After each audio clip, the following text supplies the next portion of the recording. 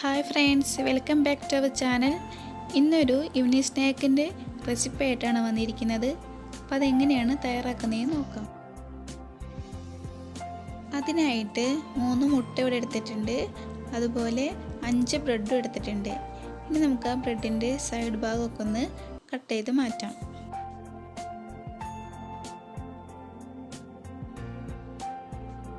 അപ്പോൾ 5 ബ്രെഡിൻ്റെയും സൈഡെല്ലാം കട്ട് ചെയ്ത് മാറ്റിയിട്ടുണ്ട്. ഇനി ബ്രെഡെല്ലാം നമുക്കൊന്ന് പൊടിച്ചെടുക്കണം.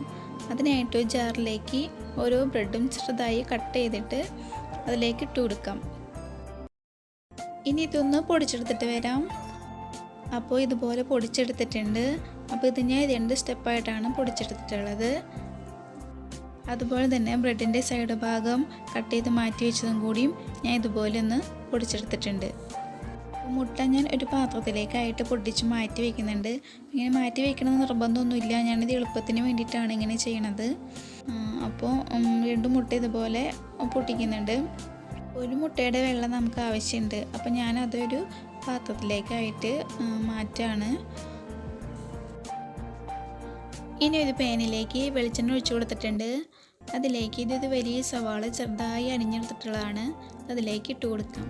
അപ്പോൾ സവാള പെട്ടെന്ന് തന്നെ വഴന്ന് കിട്ടാൻ വേണ്ടിയിട്ട് 1/2 ടീസ്പൂണോളം ഉപ്പ് ചേർത്ത് കൊടുക്കുന്നുണ്ട്. ഇട്ട് നന്നായിട്ടൊന്ന് ഇളക്കി കൊടുക്കാം.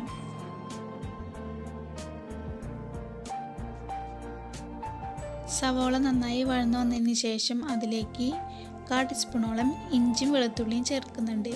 അപ്പോൾ ഇത് ഞാൻ ചതച്ചതാണ് ചേർക്കുന്നത്. അപ്പോൾ ഇഞ്ചി വെളുത്തുള്ളിയും പേസ്റ്റ് ഉണ്ടെങ്കിൽ അത് ചേർത്ത് കൊടുത്താലും മതി. പിന്നെ 3 പച്ചമുളക് ചെറുതായി അരിഞ്ഞിട്ടുള്ളതും അതിലേക്ക് ചേർത്ത് കൊടുത്തിട്ട് ഇതിൻ്റെ എല്ലാം പച്ചമണം മാറുന്നത് വരെ ഒന്ന് ഇളക്കി കൊടുത്തുകൊണ്ടിരിക്കാം. ഇനി അതിലേക്ക് ചേർക്കണത് 1 ടേബിൾ സ്പൂൺ മല്ലിയിലയും 1 ടേബിൾ സ്പൂൺ കറിവേപ്പിലയും കൂടി ചേർത്ത് കൊടുക്കുന്നുണ്ട്. എന്നിട്ട് നന്നായിട്ടൊന്ന് ഇളക്കിയെടുക്കാം. മല്ലിയിലയുടെ ഫ്ലേവർ നിങ്ങൾക്ക് ഇഷ്ടമില്ലെങ്കിൽ സ്കിപ്പ് ചെയ്യാം കേട്ടോ. ഇനി അതിലേക്ക് നേരത്തെ പൊട്ടിച്ച് മാറ്റി വെച്ചിട്ടുള്ള മുട്ട ചേർത്ത് കൊടുക്കാം. എന്നിട്ട് ഒന്ന് മിക്സ് ചെയ്തതിന് ശേഷം അതിലേക്ക് പൊടികൾ ചേർത്ത് കൊടുക്കാം. അതിനായിട്ട് 1/2 ടീസ്പൂൺ മഞ്ഞൾപ്പൊടി ഞാൻ ചേർത്ത് കൊടുത്തിട്ടുണ്ട്. 1/2 ടീസ്പൂൺ കുരുമുളക് പൊടി, അതുപോലെ 1/2 ടീസ്പൂൺ ഗരം മസാലയും കൂടി ചേർത്ത് കൊടുത്തിട്ട് അതിൻ്റെ പച്ചമണമൊക്കെ ഒന്ന് മാറി വരുന്നത് വരെ ഒന്ന് ഇളക്കി കൊടുത്തുകൊണ്ടിരിക്കാം.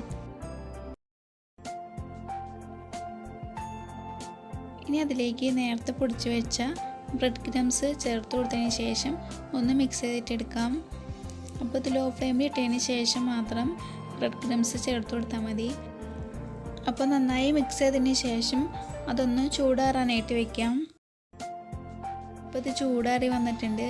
ഇത് നമുക്കിനി ഓരോ ഷേപ്പാക്കി എടുക്കണം. അപ്പോൾ നിങ്ങൾക്ക് ഇഷ്ടമുള്ള ഷേപ്പിൽ ഇതാക്കി എടുക്കാം. ഇപ്പോൾ റൗണ്ട് ഷേപ്പിലോ അല്ലെങ്കിൽ അപ്പോൾ ഞാൻ ഒരു കട്ട്ലേറ്റിൻ്റെ ഒക്കെ ഏകദേശം ആ ഒരു ഷേപ്പിലാണ് ആക്കിയെടുക്കുന്നത്. അപ്പോൾ ഞാൻ ഈ ഒരു ഷേപ്പിലാണ് കേട്ടോ ചെയ്തെടുത്തേക്കണത്. അപ്പോൾ മറ്റുള്ളതും ഇതുപോലെ ചെയ്തെടുത്തിട്ടുണ്ട്. ഇതിനി ഓരോന്നെടുത്തിട്ട് നേരത്തെ മാറ്റി വെച്ചിട്ടുള്ള മുട്ടയുടെ വെള്ളയിലേക്ക് മുക്കി കൊടുക്കാം.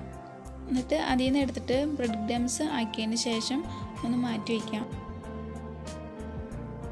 ഇത് ശരിക്കും മുട്ട കട്ട്ലേറ്റിൻ്റെ ആ ഒരു രീതിയിൽ തന്നെയാണ് ഇത് തയ്യാറാക്കി എടുക്കുന്നത്. ഇതുപോലെ തന്നെ എല്ലാം ചെയ്ത് മാറ്റി വയ്ക്കാം.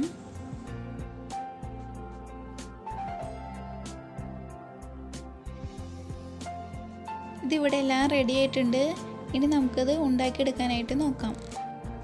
അതിനായിട്ട് ഒരു പാനിലേക്ക് ഓയിൽ ഒഴിച്ചു കൊടുത്തിട്ടുണ്ട്.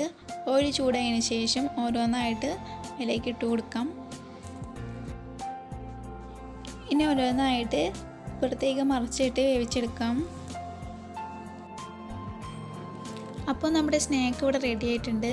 ഇതുപോലെ തന്നെ മറ്റുള്ളതും ഉണ്ടാക്കിയെടുക്കാം. അപ്പോൾ ഈ ഒരു സ്നാക്ക് നല്ലൊരു ടേസ്റ്റാണ് കഴിക്കാനായിട്ട്. അപ്പോൾ എല്ലാവരും ഒന്ന് ട്രൈ ചെയ്ത് നോക്കിയിട്ട് നിങ്ങളുടെ ഫീഡ്ബാക്കൊക്കെ ഒന്ന് അറിയിക്കണം. അപ്പോൾ ഈ ഒരു റെസിപ്പി എല്ലാവർക്കും ഇഷ്ടപ്പെട്ടു എന്ന് വിചാരിക്കണം. പിന്നെ ആദ്യമായിട്ടാണ് നിങ്ങൾ എൻ്റെ ചാനൽ കാണുന്നതെങ്കിൽ ഒന്ന് സബ്സ്ക്രൈബ് ചെയ്യാനും മറക്കരുത്.